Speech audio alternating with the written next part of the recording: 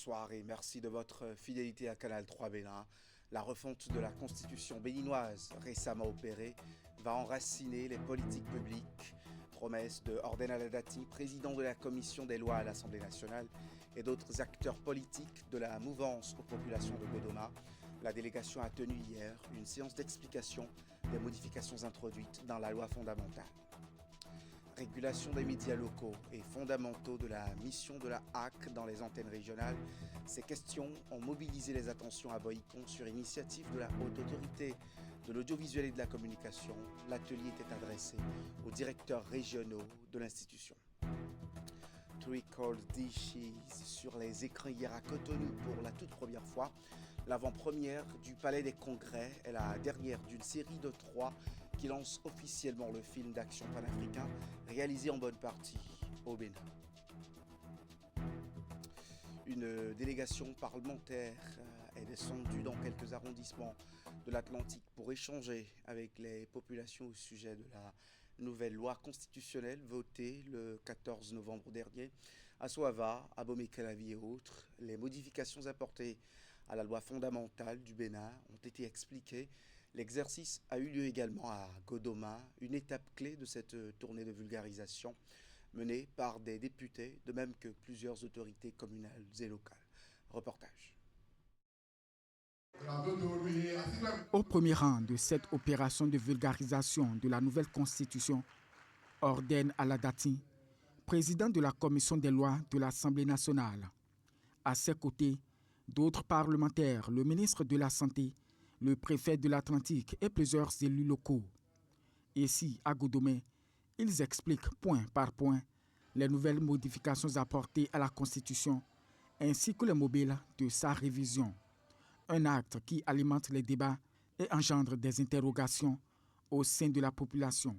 Le gouvernement a souhaité, avec les députés de la majorité présidentielle, faire une tournée de vulgarisation afin d'expliquer aux populations le contenu de ce texte qui n'est rien d'autre que les points saillants devant aller dans les intérêts de nos populations et pérenniser les acquis de la démocratie et engager les élus dans le processus de développement. Devant autorités religieuses, artisans, conseils municipaux et associations de jeunes, la délégation présente le nouveau texte comme un levier de renforcement de la stabilité des politiques publiques.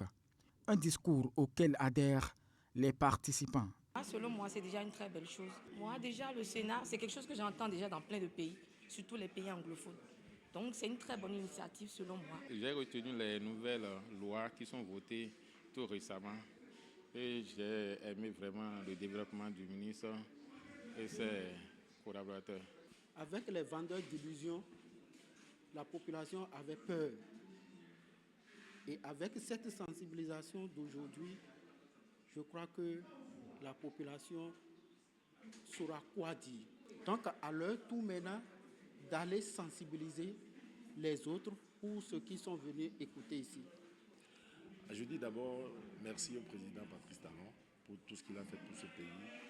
Et nous allons essayer quand même de faire en sorte que tout ce qu'il nous a laissé comme héritage soit quand même entretenu. Après l'étape de Godomé, la délégation poursuit sa tournée de vulgarisation dans d'autres localités de l'Atlantique, jeudi et vendredi prochain. À quelques semaines de la tenue des élections générales de 2026, les élus communaux du département du Mono s'approprient leurs rôles et responsabilités. Au cours de cette période, le sujet a été au centre des discussions à la deuxième session du Conseil départemental de concertation et de coordination au titre de cette année 2025. L'agenda de cette session a aussi prévu les rôles et responsabilités du Conseil économique et social au niveau départemental à travers les réformes engagées. Compte rendu Narcisse Alocet, Florent Dehoux. Ce qui est déjà fait. Devant les membres du Conseil départemental de concertation et de coordination du Mono, Charles Gagnon planche sur les rôles et responsabilités du Conseil économique et social au niveau départemental, et ceci à travers les dernières réformes qui ont donné vie à des structures à cette échelle. Ces structures dirigées par des coordonnateurs départementaux organisent des causeries communales pour rapprocher l'institution des citoyens et des forums départementaux, espaces de dialogue entre les acteurs locaux, les élus et les experts du CES. Des activités qui, en croire l'orateur, permettent de recueillir les préoccupations des populations, d'en débattre et d'en faire des propositions concrètes à l'échelle nationale. C'est ainsi que le CES contribue à la gouvernance locale, à la promotion de la cohésion sociale et à l'appropriation citoyenne des politiques publiques. Le CES reste surtout un cadre de dialogue permanent entre l'État et la société, une voie de la raison et du consensus au service du développement durable et inclusif du Bénin, conclut Charles Gagnon. Les responsables du CDCC ont enfin échangé autour des rôles et responsabilités des acteurs communaux au cours de la période électorale de l'année 2026. Vous savez que c'est un peu difficile quand on est politique et en même temps être responsable de la police administrative, lorsqu'on n'a pas un peu de hauteur, un peu de discernement, tout de suite on peut confondre son rôle d'administration, son rôle de commandant de territoire avec son rôle partisan. Et séance tenante, il a été rappelé aux élus communaux les dispositions législatives et réglementaires qui encadrent la gestion de toute période électorale et surtout en matière de sécurité. Le défi ici, c'est de préserver le label démocratique connu au département du Mono. Le Haut Commissariat à la prévention de la corruption intensifie sa grande campagne nationale contre l'achat de votes en cette veille des élections générales dans le Borgou, à Parakou précisément. Le message est clair, vendre ton vote, c'est vendre ton avenir. Des salles de classe aux instances communales en passant par les organisations de la société civile, le HCPC a multiplié les rencontres pour sensibiliser toutes les couches de la société sur les méfaits de la corruption et les dérives électorales. Epiphane Chabi, Socrate Anontolé.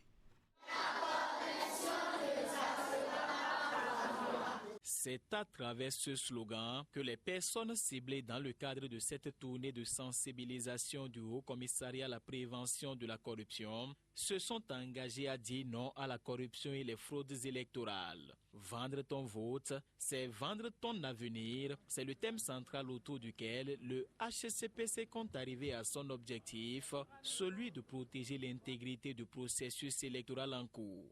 Nous avons dit aux participants que lors des élections, de focaliser, n'est-ce pas, leurs actions sur beaucoup plus les projets de société, au lieu d'accepter les achats de conscience que les hommes politiques viennent leur miroiter.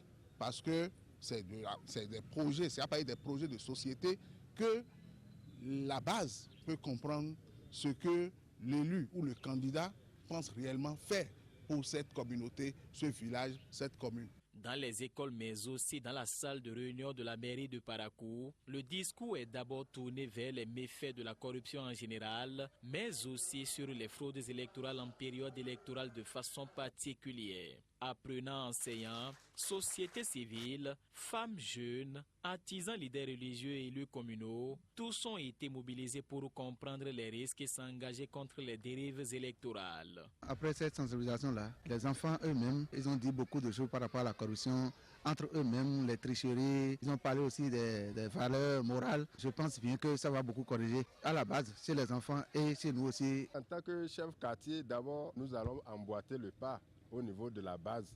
Il faut sensibiliser parce que c'est un mal qui est en train d'arriérer la communauté. Et les leaders doivent relayer, n'est-ce pas, les informations à la base, c'est-à-dire aller voir leurs mandants pour continuer, n'est-ce pas, la sensibilisation. De l'école aux instances communales en passant par la société civile, le Haut Commissariat à la prévention de la corruption veut bâtir un rempart citoyen contre l'achat de votes. À Parakou, la dynamique est lancée. Reste maintenant à l'ensemble de Borgou de suivre le mouvement pour que les élections de 2026 soient l'un des moments les plus transparents de la vie démocratique du pays.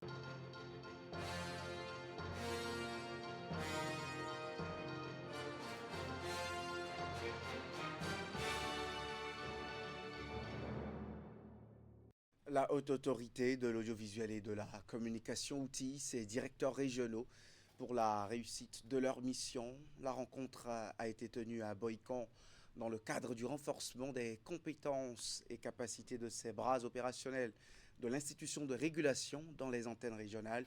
La bonne régulation des médias de proximité et médias locaux était aussi un des enjeux prioritaires de cette séance. Vous aurez tous les détails de cette rencontre dans l'édition de 22h30. Dans le monde des transports, les membres de l'organisation professionnelle des transporteurs de marchandises du Bénin donnent carte blanche aux responsables en charge de leur creuset du point de vue des rapports d'activité. Un exercice fait au cours de leur assemblée générale ordinaire tenue ce week-end à Lokossa. Ils se sont intéressés aussi aux impacts des derniers investissements faits au port autonome de Cotonou. Retour ici sur la cérémonie d'ouverture des travaux. L'immense investissement fait au port de Cotonou impacte-t-il le sous-secteur transport? C'est autour de cette interrogation que les acteurs du monde des transports regroupés au sein de l'organisation professionnelle des transporteurs des marchandises du Bénin se sont donné rendez-vous ici à Lokossa pour leur assemblée générale ordinaire. Ce congrès marque une étape historique dans la vie de notre organisation. De la migration de Centra-INAB vers l'OPTMB et conformément aux textes et lois qui régissent notre secteur, ce rassemblement n'est pas seulement une formalité statutaire. Il est l'expression de notre volonté collective de bâtir une organisation forte. Une organisation forte et crédible, capable de défendre les intérêts de ses membres et de contribuer au développement du Bénin. Une ambition à laquelle l'État apporte son soutien à travers la conception d'un certain nombre de projets. Nous avons pu lancer le projet SIGEFER, le système intégré de gestion du fret, qui n'est plus même un projet, c'est opérationnel. Le gouvernement, à travers la NAT, a pu lancer aussi d'autres projets tels que le projet Securut, qui aujourd'hui facilite la police républicaine et d'autres structures de l'État à maîtriser la sécurité routière.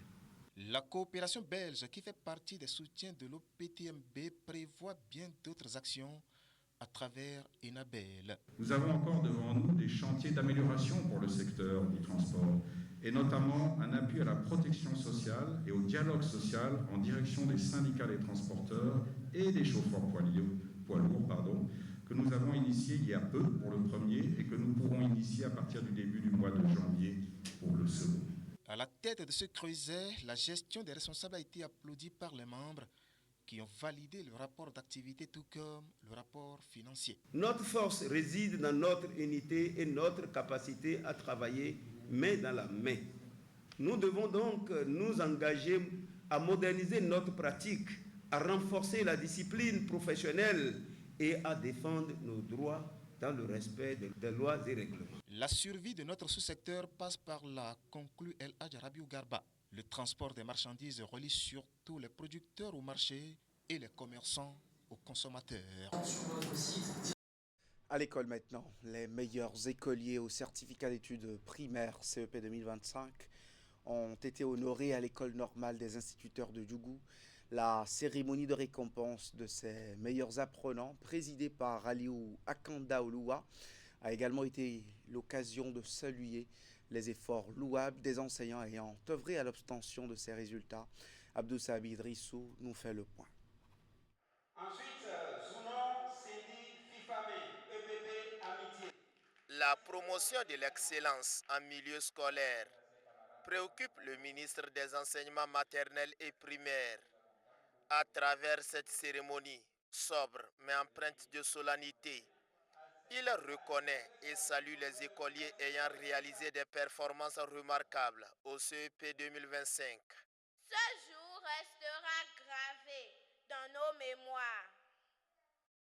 C'est pourquoi nous prions Monsieur le ministre et ses collaborateurs de perpétuer de tels événements pour redorer le blason de l'éducation et de son système dans notre pays. Les résultats élogieux enregistrés témoignent de la détermination du gouvernement qui fait du système éducatif l'une de ses priorités. Notre système éducatif, après des années de balbutiement, est en train de retrouver ses lettres de noblesse grâce à la vision du gouvernement de la rupture.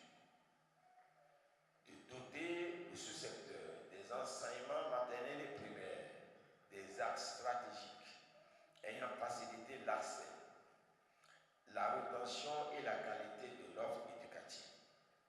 Le département de la Donga, hôte de l'événement, affiche 95,20% de réussite au CEP 2025. Suite à ces résultats de mon département, je décerne une fois encore un satisfecit à tous les enseignants à divers niveaux.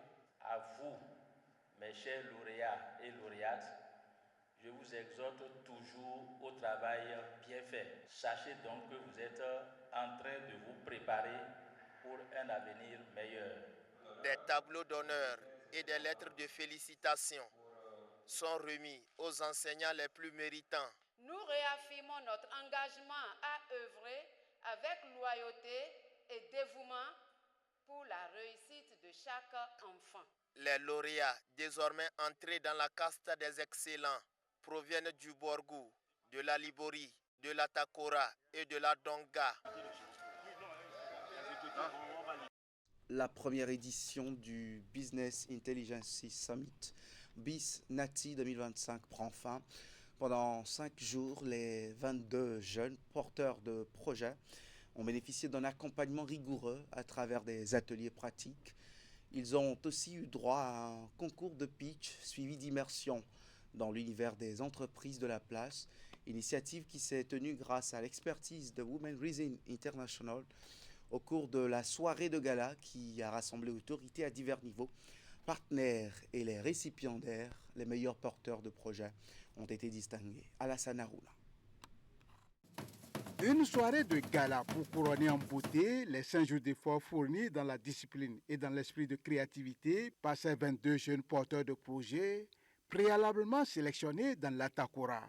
C'est l'un des moments forts de cette première édition du Business Intelligence Summit BIS Nati 2025, un rendez-vous de promotion de l'entrepreneuriat local qui aura permis à ces jeunes d'être mieux outillés sur l'entrepreneuriat à travers ateliers pratiques et immersion dans l'univers de certaines entreprises de la place sous l'impulsion de Women Rising International. Durant ces 5 jours, depuis le lundi 17 novembre, nous avons vécu un moment fort d'échange, d'apprentissage, de connexion et d'engagement. Le sommet BIS Nati 2025 s'inscrivait pleinement dans la dynamique du mois de l'entrepreneuriat au Bénin. À vous, chers entrepreneurs, permettez-moi de vous dire qu'il y a 3 défis que vous allez relever. Appliquez ce que vous avez appris. Testez-le. Adaptez-le à vos réalités. Au cours de cette soirée empreinte de solennité, les 4 meilleurs entrepreneurs dont les projets ont le plus convaincu le jury à l'issue du concours de pitch vont recevoir des chèques bancaires allant de 100 à 500 000 francs CFA. Tous les 22 entrepreneurs repartent avec une attestation de participation. Excellence, membre de l'équipe de Women Rising International. Je ne sais vraiment comment vous dire merci au nom de tous les participants. Et pour avoir permis à ces jeunes d'apprendre à mieux gérer leurs entreprises, les autorités à divers niveaux expriment toute leur gratitude à Women Rising International. Chers entrepreneurs, je voudrais en votre nom et au nom du département de l'Atakora remercier l'ONG internationale Women Rising International pour tout l'appui. Pour ce premier coup d'essai à Nati Tengou, ce fut un véritable coup de maître, un pari gagné par Women Rising International qui prend l'engagement solennel de toujours accompagner ces jeunes entrepreneurs dans leurs diverses activités. Cinéma pour finir, ce 19h30, Cotonou a accueilli hier l'avant-première du film d'action titré Three Cold Dishes, la fiction panafricaine réalisée par le Nigérian Assoulf Oluseyi a eu comme producteur exécutif l'artiste nigérian de la musique urbaine Burna Boy. Après 2 exercices à Londres et à Lagos, c'est la soirée exclusive de Cotonou qui lance officiellement le film dans les pays francophones. Voici les images au Palais des Congrès de Cotonou. Voici les premières personnes au Bénin qui ont eu le privilège de regarder en intégralité le film panafricain Three Cold Dishes. Un thriller qui raconte l'histoire de la vengeance de 3 jeunes filles qui ont survécu au trafic humain dans leur adolescence. L'avant-première de Cotonou permet ici à des centaines de Béninois et autres nationalités résidant au Bénin de suivre en exclusivité ce film, découvrir l'histoire passionnante et surtout le message qu'il véhicule. And Three Cold Dishes is a honor to the story that Benin holds. It's a honor to the talents that Benin holds. And I just want to say thank you to all the collaborators that we had on the journey of Three Cold Dishes. This is the biggest West African film. Ces curieux de l'industrie de l'écran qui ont effectué le déplacement du Palais des Congrès ce dimanche ont eu droit à un long métrage panafricain dans lequel les acteurs nigériens, ivoiriens, sénégalais et béninois ont joué des rôles clés. L'autre facette de cette première projection reste la culture et les atouts touristiques du Bénin qui paraissent dans ce film, tourné dans 4 pays de l'Afrique de l'Ouest et à 60% au Bénin. Les industries de l'écran constituent un pilier central de la politique culturelle du Bénin et nous avons envie d'attirer des productions de cette nature au Bénin, que le Bénin serve de terre de tournage pour des films importants. Cela permettra de révéler le potentiel du Bénin en la matière. 2h05. C'est le temps que ces curieux ont passé à déguster ces 3 plats froids. C'est un bon film que j'ai aimé. Jeu d'acteurs et les équipes, ils ont bien travaillé, j'ai aimé. C'était incroyable, ils n'auraient pas pu chercher de meilleurs acteurs. Les acteurs étaient incroyables dans leur rôle, les producteurs ont assuré la réalisation et puis le fait de traverser plusieurs pays, c'était vraiment incroyable. Moi j'ai adoré. Il y a la thématique qui intéresse parce que la question du trafic des jeunes femmes est une question qu'il faudrait bien aborder dans les films. Ils l'ont fait, ça va permettre de pousser la réflexion et de trouver comment arrêter le fléau. C'est un très beau film qu'il faut regarder. Cette soirée dédiée à l'avant-première de Three Cold Dishes à Cotonou marque le lancement de la sortie officielle du film dans tous les cinémas des pays francophones. Il sera disponible en salle à partir du 28 novembre 2021. Vous prenez ce rendez-vous comme celui de 20h tout à l'heure. L'info continue sur Canal 3 Bénin. Thème ce soir, la mouvance le rend convoité, interrogation. Armand Videgla et l'analyste politique Habib Isaac Adjaï se retrouvent. Merci de nous rester fidèles.